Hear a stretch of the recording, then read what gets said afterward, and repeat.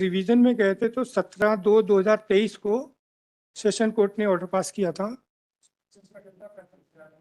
125 में 8,000 रुपये total family का ऑर्डर हुआ था। बच्चों का 3,000 दो बच्चों का, 3,000 दो बच्चों का हुआ था और वाइफ का 2,000 हुआ था। ग्राउंड है माइलॉट, मेरी शादी 2004 में हुई थी और 2008 में मैंने अपनी वाइफ के नाम से एक बहुत बड़ी प्रॉपर्टी 2700 स्क्वायर फुट की खरीदी और 2011 में फिर मैंने 1130 स्क्वायर फुट की एक और प्रॉपर्टी अपनी वाइफ के नाम खरीदी। उसके बाद 2011 में 1130 वर्ग फुट की एक प्रॉपर्टी और उनके नाम खरीदी। 2013 में वो जो 1130 वाली जो प्रॉपर्टी थी उसको बेच के मायके चली गई। 2014 में फिर वापस आई, मार्च लास्ट में वापस आई और 3 महीने रही और 27/6/2014 को मेरे को पंजाब जाना था अपनी बहन के गृह प्रवेश में और भांजे की पगड़ी की रस्म के लिए, जो उनको पता था। तो उन्होंने अपनी माता जी को 23/6/2014 को लखनऊ बुला लिया और जो 2700 वर्ग फुट की जो प्रॉपर्टी थी उसको भी वो बेचने की कोशिश करने लगी, जिसकी मैंने कंप्लेन करी थी। और 27 को मेरे जाने के बाद 27 की शाम को ही घर से जो मेरी प्रॉपर्टी थी जिसके बयाने के पैसे मिले थे उसके 50,000 रुपए घर पे रखे थे, वो लेके अपनी माता जी के साथ चली गई। मेरी एक प्रॉपर्टी थी, हाँ मेरे नाम की थी वो, उसके मेरे बयाने के पैसे मिले थे मेरे को, तो वो पैसे घर पे रखे हुए थे।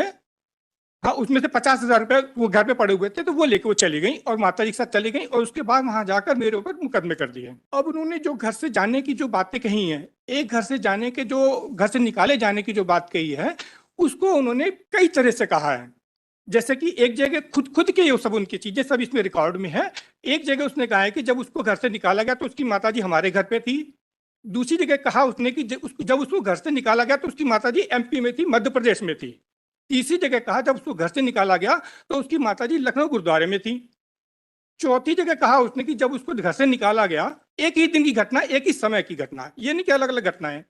हाँ, इसमें उन्होंने कहा है कि ऐसा कहते हुए जून 2014 में ही आवेदक क्रमांक 1 को उसके बच्चों सहित हाथ पकड़कर घर से निकाल दिया, जहां से वो लखनऊ गुरुद्वारा अपने माँ के पास आ गई। यानी कि इस टाइम ये उसकी माता जी गुरुद्वारे में थी। और उसी में जो है, इसमें अपना जो उनका मुख्य परीक्षण है 125 का, annexure number 37, page number 224, para number 2। My Lord, इसमें कह रही है, तो लखनऊ के गुरुद्वारे में मेरी माँ रही और समझाइश के लिए गई तो उसने मेरी माँ और बच्चों को हाथ पकड़ के घर से निकाल दिया, तो मैं अपनी माँ के पास गुरुद्वारे चली गई। और तीसरी जगह वो कह रही, इसी के क्रॉस के annexure number 37, page number 230, para number 21 में कह रही है कि यह सही है कि मैंने अनावेदक के विरुद्ध घरेलू हिंसा का मामला चलाया है। और घरेलू हिंसा के मुकदमे में ही उन्होंने ये लगाया है, कहा है कि उनकी माताजी को उन्होंने, जब उनको घर से निकाला गया तो उनकी माताजी एमपी में थी। इसमें कह रही है, अंत में अनावेदक क्रमांक 1 द्वारा आवेदिका क्रमांक 1 व उसके बच्चों को घर से निकाल दिया। मजबूरी में आवेदिका क्रमांक 1 द्वारा अपने परिजनों को फोन पर सूचित किया, तब आवेदिका क्रमांक 1 की माताजी अपने परिचितों को लेकर 23/6/2014 को लखनऊ आई। यहाँ पे कह रही कि जब उनको निकाला गया तो उनकी माताजी एमपी में थी। लिखा है कि तो मुझे लखनऊ में पैसा नहीं भेज पा रहे थे तो मेरे पति ने मुझे घर से निकाल दिया तथा मेरे 2 छोटे बच्चों को भी घर से निकाल दिया। दिनांक 27/6/2014 को मेरे माता पिता ने मेरे पति को समझाया, हाथ जोड़े, पर वे नहीं माने। पैरा नंबर 21 मालूम। इसमें कह रही हैं, यह कहना गलत है कि मेरे पिता मुझसे मिलने जून 2014 में लखनऊ आए थे। जब 2014 में आए ही नहीं थे तो उनके माता पिता ने मेरे आगे हाथ पर कैसे जोड़े माय लॉर्ड। इसमें 3 कंडीशन दी है कि पत्नी को किस कंडीशन पे उसको भरण पोषण नहीं मिल सकता।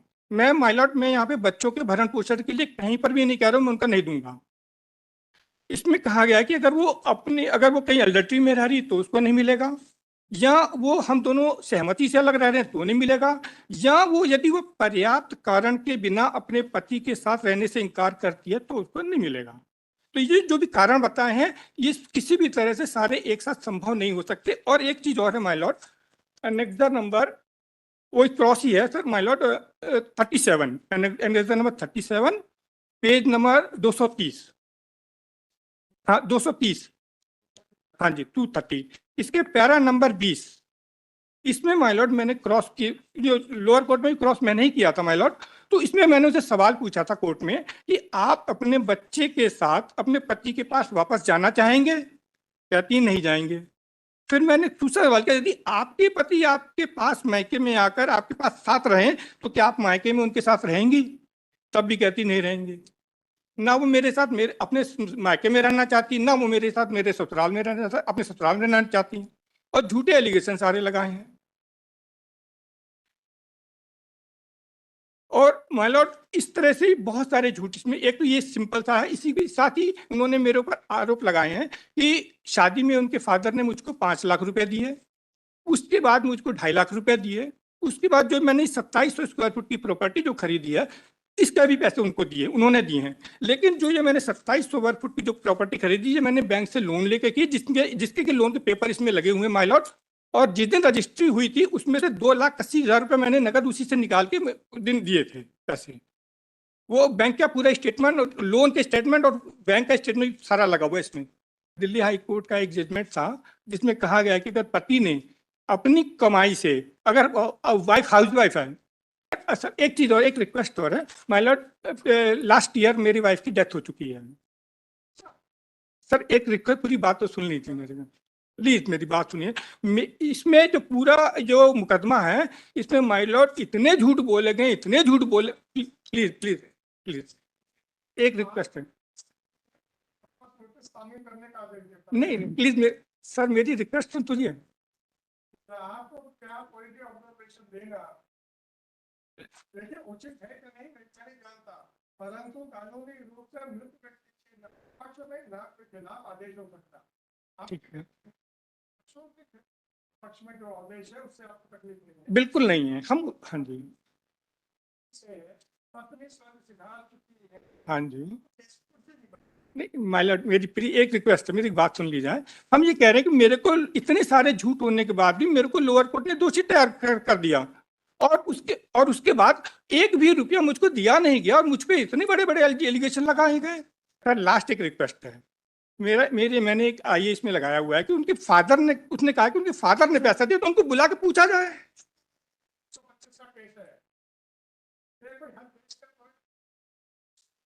सर मेरे को मैं दोष मुक्त कैसे होऊंगा सर? सर वो नहीं आ रही है तो जो सब, नहीं नहीं एक सेकंड, अगर आप इस रिकॉर्ड को देख लीजिए और उसके हिसाब से ऑर्डर पास कर दीजिए माय लॉर्ड।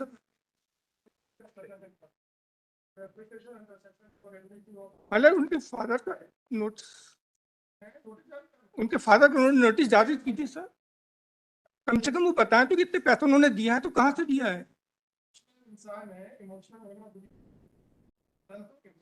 मतलब मेरा कैरेक्टर खराब कर रहे हैं वो लोग। आप 5 लाख 2.5 लाख